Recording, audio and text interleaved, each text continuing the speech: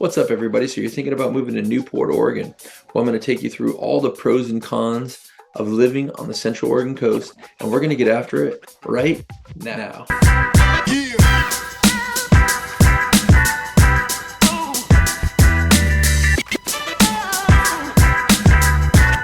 When you're on the North Oregon coast, it might be a little bit more wet, but they get a lot of the same storm systems that the Central Oregon coast would get, which is where Newport is. Newport, South Beach, Seal Rock, Walport, Yachats, all the way up to Lincoln City, Tillamook, and then, maybe down to Florence or Reedsport. That's pretty much the Central Oregon coast. You start getting to the Southern Oregon coast when you get to about Coos Bay, or you could make that division line at Reedsport. The Northern Oregon coast is probably going to start just north of Tillamook, maybe Garibaldi or Manzanita, all the way up to Astoria and Warrenton Seaside area. So we're talking specifically about the Central Oregon coast. I am going to share some different things with you. And right now, what you can see is the first thing I want to show you, I consider it a pro and a con. So I wanted to start here because I think the weather is the most important thing that I can share with you about the Oregon coast.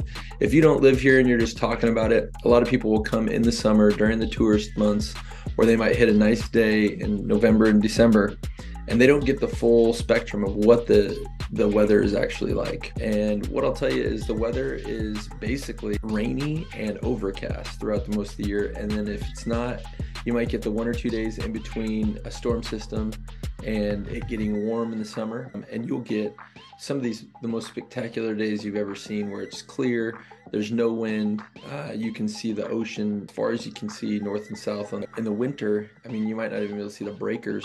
So let's just look through the climate. When you're looking at overcast days, you got overcast January through December. You're going to be overcast 75% of the time in these winter months, clearing up in about May. There will be months where it doesn't rain much, and you'll get more dry, but overcast doesn't change that. It stays overcast no matter what. You'll be in a storm system. Maybe it'll be 3 days, 7 days, 10 days. And then all of a sudden it'll just clear up. You'll get a beautiful 2 to 3 days, but it is still cold. So when you think about the temperature's gonna be moderate. And you're looking from somewhere between, I'd say, 40 degrees, maybe 45, up to about 60. It doesn't get much hotter than 60 unless it's not windy, because when it's sunny, it brings the wind. So you might get a really nice morning, 8 to 10, maybe 11 a.m., and then the wind comes, and it could be as sunny as, Arizona or Texas, but it's going to be cold just because it's windy. January, you're looking at 40 degrees, and we'll climb as high as, 55, maybe 52 in the summer months, and then we're back down to 40 in the winter months. So you can kind of see that, and then the hottest, we get up to about 65 on average. Clouds, it's going to be mostly clear 10% of the time in January. So you're looking like 3 days out of the month, you're going to get nice weather. And this is basically, mid-October. So it's been very nice here in October. If you can handle the clouds, if you can handle it just being gray a lot, I think you're going to be good, because you do get break. Oh, I'm down, I'm out. It's been 10 days, it's been 12 days, it's been 14 days of clouds nonstop. That's that cloud cover. If you can handle that, the cool thing is you get 12, 14 days of clouds, and then you get 2 or 3 days of beautiful weather. And that's how it always goes. This is our daily precipitation. So you can see that your dry months, again, are going to be right around that mid-April to mid-May is when it starts going down to where you don't get anything during the summer months. And then October, it's really going to start raining normally. So those winter months are going to be between 8 and 10 inches of rain. Monthly rainfall, boom. So you can see in December, you're getting 10 inches. And that's a lot of rain. But, those summer months, you can't beat it. Here's your sun, the amount of sun, the hours of sun. We just came out, oh man, the summer was so great. You're getting 15, 16 hours of sun, it seems like, and now we're going back to about 8 hours where here's your sunset. This is when the sun's coming up, when it's coming down. Right now, the sun's coming up at about 8 a.m. and it's going down, right around that 6:15 mark, and it's going down quick. About the cons of living on the coast, I would say the number one thing could be the weather, but for me, I love the weather. So that's something that I really enjoy. This coming straight from the title company here locally in Lincoln County. This is the Newport, Oregon, as of Monday, October 23rd. The median house price is 580.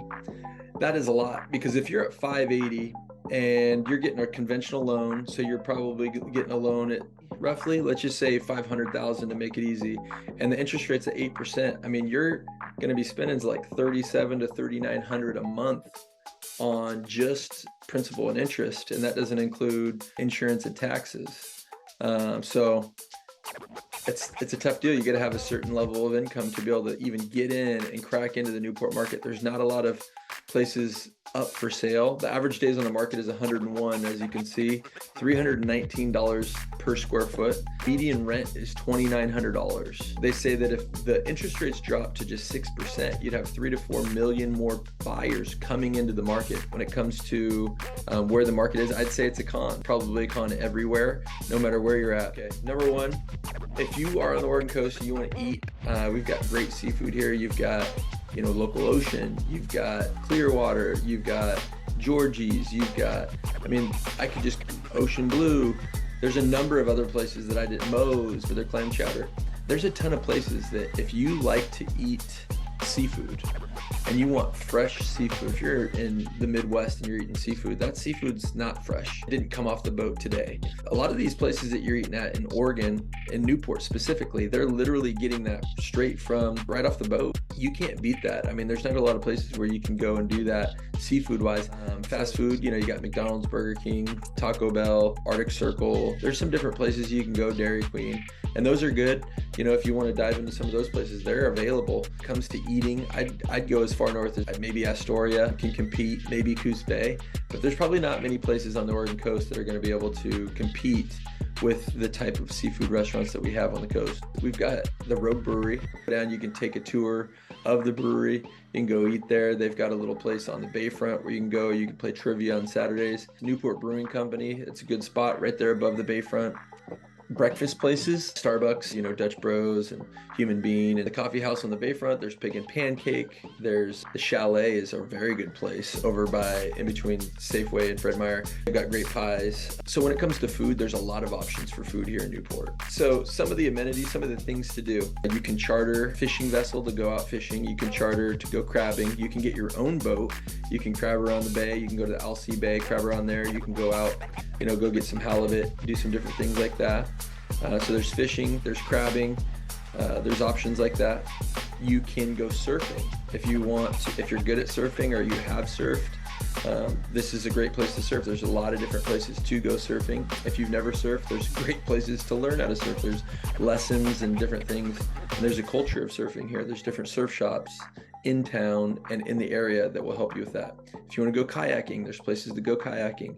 If you want to go hiking, there's beautiful trails and locations to go hiking. If you want to go, one pro of Newport is the Newport Marathon. You can look that up. The Newport Marathon is amazing because it's right here in Newport. It is a Boston qualifier. It's flat. It goes along the Bay Road. It's about 16, 17 miles on the Bay Road. I don't know the exact numbers. The Bay Road's flat. It's right along the bay. It's one of my favorite drives, one of my favorite bike rides, one of my favorite runs. Anything you're training to do, the Bay Road's a great place to do it. And it's not so busy with cars, but it's an amazing place to train and do different things like that. And it's really one of the only places to do it. If you like to hunt, this is a great place to go hunting for different game. ODF&W opens up a lot of different things for that. So you can check ODF&W to get details on that. Inside, there's a movie theater in Newport. That's a pro. Say a con is there's not really a place where you can just take your kids, maybe they go to a bounce house or they can go to a trampoline park and you just kind of hang out. It's something that's very needed in Newport. Where I'd say that's a con that there's not a place like that, because really you need a lot of indoor resting places or entertainment during the winter months. If you live in the area, once May hits, tourism is crazy. 29.4 million overnight visitors traveled to Oregon destinations in 2019. That's a lot. I don't know how many of those people go to the coast, but they're bringing in $5.8 billion a year. That is driving 117,500 jobs that was in 2019. That's according to Travel Oregon. So those are all great numbers, and that really does help Newport. If you live in Newport, all those are jobs. The more people that come into Newport, the more jobs, and the more people that are needed, and the more, that's the service industry. Here's the thing, when you're actually living here and you're trying to get from point A to point B, you better add 10 minutes to your schedule, leave 10 minutes earlier, because let me tell you, that's a lot of cars on the road. I mean, you're going to be backed up at lights. It's going to take you time. You're going to have to need to learn the back roads to get around, which sometimes even those are jammed up. So you got to make sure that you know your way around Newport very well, and around, I mean, not just Newport, but anywhere you go, you better know the back road. Just know your way around. Just look around, know the ins and outs of the town, because that's a big con. I wouldn't say tourism in general, but just the congestion that tourism brings on a day-to-day basis. Because when you're living on the coast and you got to get from point A to point B, Newport is loaded. There is a farmer's market in Newport every Saturday, right there by City Hall. Support local farmers, vendors. There's a yearly seafood and wine festival that is put on in South Beach, right there by the Rogue Brewery in the parking lot there. It's a great place to go and enjoy that. There's a lot of really good annual events that happen in Newport, and we have the Loyalty Days Parade. So every year, and I think it's the first Saturday of May, you're going to get the Loyalty Days Parade, which is nice if it's not raining. Most times it's not. It's a little 2-mile run involved with that. They start at Walmart and go to, I believe, right past Pig and Pancake, or maybe to the bridge. Newport does have an airport. There is no commercial flights, but you might be able to book a private flight there. And the other data is, property crime. There's some property crime here, but there's no violent crime. So if you're trying to get out of the cities and you're trying to get somewhere where, you can kind of control the narrative a little bit, maybe with your family, with your kids, it's great here. The other thing is the school district they do a pretty good job. There's, in Newport, you've got Sam Case and Uquonia View Elementary. Uquonia View goes K through 2, Sam Case 3 through 5. Newport Middle School is 6 through 8, and then Newport High School is 9 through 12. There's also South Beach Christian School, which serves K through 12. It's about a school of about 100 and growing. It's about their second year there. So there's a lot of options in Newport for different types of schooling. The school district is the Lincoln County School District. They serve Walport, Newport, Toledo, and Lincoln City. There's also schools in Siletz and Eddyville. And, overall, I think when it compared to state averages, I think testing is about, 50 in the 50th percentile in some, and maybe a little bit higher in others. But overall, I mean, it's a good place. The thing about Newport is, if you're a parent, is you can kind of control the narrative. You know who, what, when, where, and why. Most of the time, you know who your kids are hanging out with, what they're doing, and kind of what's going on. So you control the narrative if that's something that you want to do.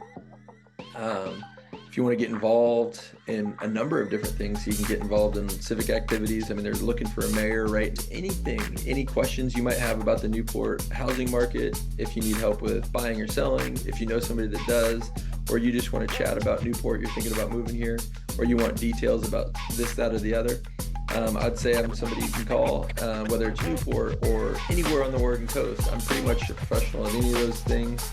Check out some of my other videos. You can check out the Newport vlog tour. I'll put a link of it right here. Other than that, I hope everything goes well. In case you don't see me, good afternoon, good evening, and good night. And thanks so much for watching.